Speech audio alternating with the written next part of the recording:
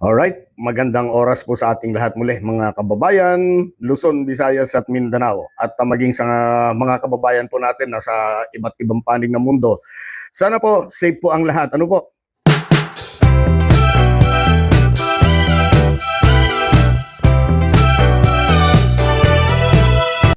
Ano nga ba ang ibig sabihin po ng salitang hausyaw? Kung saan ganun po inilarawan ni Senator Tulfo ang video presentation po ni Aimee sa sesyon ng Senado nitong kahapon yata, kahapon na no. Muntik ko na makalimutan. Well anyway, alam po ninyo, para sa akin, ito pong video presentation po ni Aimee, Senator Aimee. Bigyan naman natin ng Senator Aimee. Yan, wag na natin banggitin yung apelyido ha. Maliwanag po na ito po ay isang uri ng pag-atake na naman sa kanyang kapatid. At syempre, sampo na rin ng mga mambabatas na sa tingin niya ay mga kasapakat o kaya mga kasabwat ni PBBM para palawigin ang kanyang termino nang sa ganon, tuluyan ng hindi magkaroon ng tsansa o tsansa na makaupo po itong si Sara Duterte, yung kanyang best friend na pinapaniwalaan niyang pinakamalakas na kandidato sa 2028. At dahil dyan, hindi niyo po ba naisip, mga kababayan, parang kumpiyansang-kumpiyansa talaga itong si Aimee na kung saan parang kumpiyansa siya na mababasura. O kung hindi man mabasura ang impeachment diyan sa Senado, siguradong mapapawalang sala itong si Sara Duterte o kaya ma-acquit. Hindi pa man din nagsisimula mga kababayan ng trial. Oo, parang luto na ang impeachment eh. At kahit anong bigat ng mga ebidensya diyan, sigurado malulusaw sa kamay ng mga ito eh. Di ba? At siyempre kung magkaganon, tuloy-tuloy na. Oo, tuloy na ang pagtakbo po nitong si Sara Duterte sa halalan sa 2028. At mataas talaga ang kumpiyansa nila na magiging sure winner itong si Inday. Kaya takot na takot itong mga ito eh. Oo, takot na takot sila kay Noel. No election. Takot na takot itong si Aimee at ang mga DDS. Oo.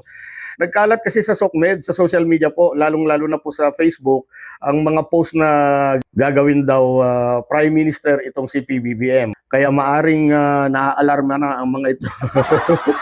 Alarmado na ang mga DDS.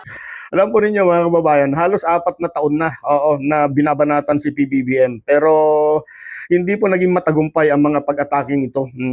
At ang dahilan, mas pinili po ng maraming Pilipino, ang mga nakakaraming Pilipino, ang katahimikan, ang kaayusan, kaysa naman mga politikong puno ng galit at sigalot.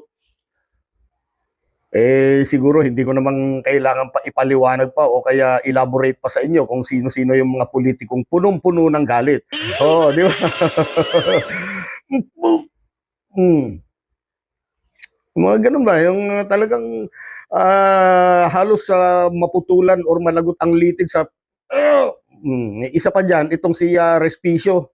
Di ba? Kung napanood po niyo si Respicio, ganun din. Matibag! At kung mapapansin po ninyo, kahit malakas po ang mga DDS po sa social media, hindi po ito naging sapat upang makuha nila ang mas malawak na suporta po ng publiko. At para mapahina yung administrasyon, hindi po naging sapat yan. Samantala, nananatili pong matatag naman po ang administrasyon ni PBBM at nagpapakita po ng mas kalmado, mahinahon na pamumuno at ang lagay humina po ang impluwensya nitong mga Duterte. Kaya ayan, nabawasan ang epekto ng kanilang mga pag-atake. Ay nako, puro ingay, puro ingay. Yan ang ginagawa po nila ngayon sa social media. Ingay dito, ingay doon.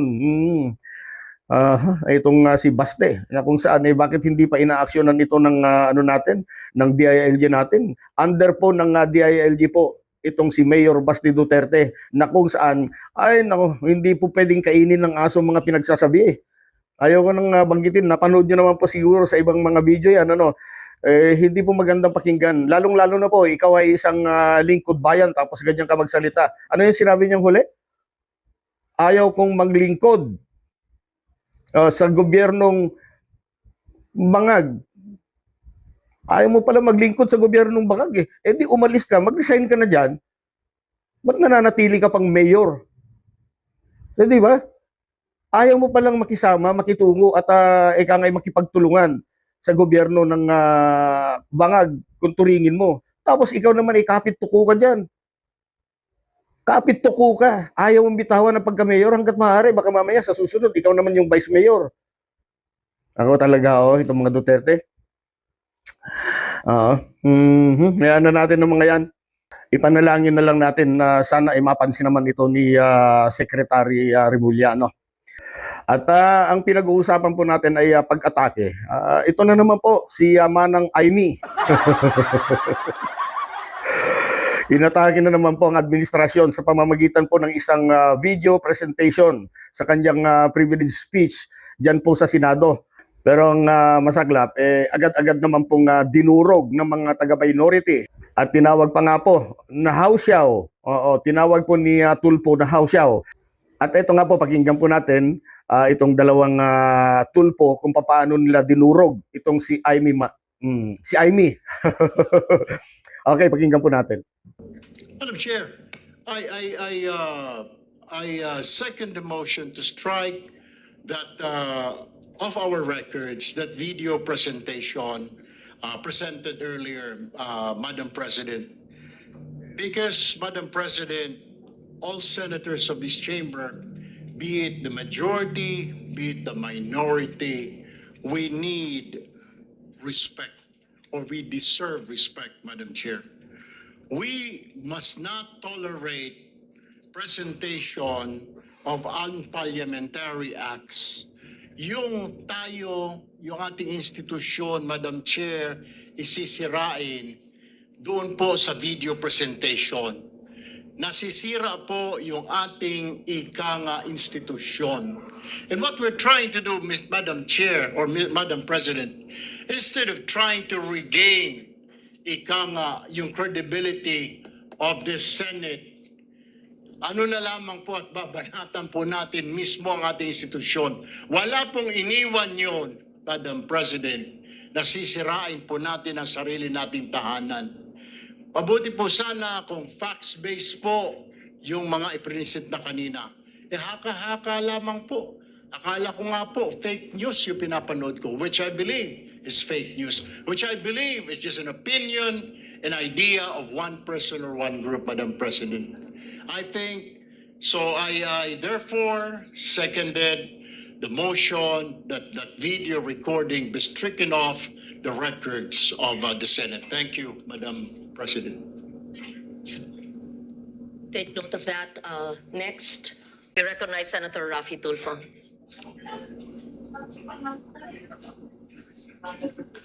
Madam President, I support the motion of Senator Mixubiri to strike sa record yung video presentation ni Senator Aimee Marcos. I've been in public service broadcasting sa media for almost 30 years now. First time na ako nakita ng hausyaw presentation kanina. But before that, let me tell you this. Sana wag natin gamitin yung plenary para sa mga conspiracy theories natin. Sana maging totoo lang tayo. Again, babalikan natin yung sinasabi ko, experience ko sa media. 30 years na po ako sa media. Kapag ako po or anybody from the media, professional, legit, hindi yung hausyaw, pag nag-expose, gumawa ng expose, binabaka pa niyan ng video related doon sa expose, hindi yung gawa-gawa, hindi yung katang-isip, hindi yung opinion. Pag naglabas ng expose ang isang tao, especially dito sa bulwagang ito, dapat related doon sa sinasabi noong senador. Just like what Senator Zubiri said, nakita niyo naman po, Madam President, every time na ako'y gagawa ng expose, every time na ako'y gagawa dito ng privilege speech, at yung privilege speech ko, binabakapang ko po ng mga sumbong, actual na mga sumbong na mga taong lumalapit sa aking programa at dinadala ko rito para mabigyan ng solusyon ang problema inilalapit sa akin at hindi po yung opinion lamang. Ganun po dapat tayo rito. Now, ilang beses na po tayo nagpalit ng liderato dito sa Senado. Every time nagkaroon ng palitan, ngayon lang po ako nakita na nagkakaroon ng kaguluhan. Why? What's wrong? Dapat hindi na po. Let's move on. Kasi nasasayang po yung oras natin dito, puro na lang bangayan. The people have spoken. Sinasabi nila, enough is enough. We've been like a circus for the past few days. Pinagtatawanan po tayo. I was out there last night. Pag naglalakad ako, kinakausap ko ng mga tao, ano nangyari sa Senado? Ano bang nangyari sa inyo? What's going on? Nakakaya na po. Ang panawagan ko, magtrabaho na lang po tayo. Itigil na po natin to mga kung ano ng mga nasa katang-isip natin. Let's move on because we were voted, elected by the people para magtrabaho, hindi para magbangayan. Maraming salamat, Madam President. Maraming salamat po. Tayo po ay nakikiisa rin sa sinabi nyo. May katanungan lang po ang presiding officer because we are using either the Filipino language or English. I would like to request the good gentleman from Isabela to use a alternative word to how shall because it may be difficult to translate it. Is that Filipino? I just want to be enlightened. How shall street lingo meaning fake? I'm sorry. Ibig sabihin fake, Okay. ibig sabihin peke. So ayan po, sa Senado po yan, hindi po yan sa kalye, no? Si Amy, oo, yan. Pero para makatikim siya ng ganyang klase ng mga salita, hausyaw, abe, pambihira po yan. Hindi pa po dinidiinan o kaya hindi diniinan po ni Tulfo ang paliwanag sa salitang hausyaw.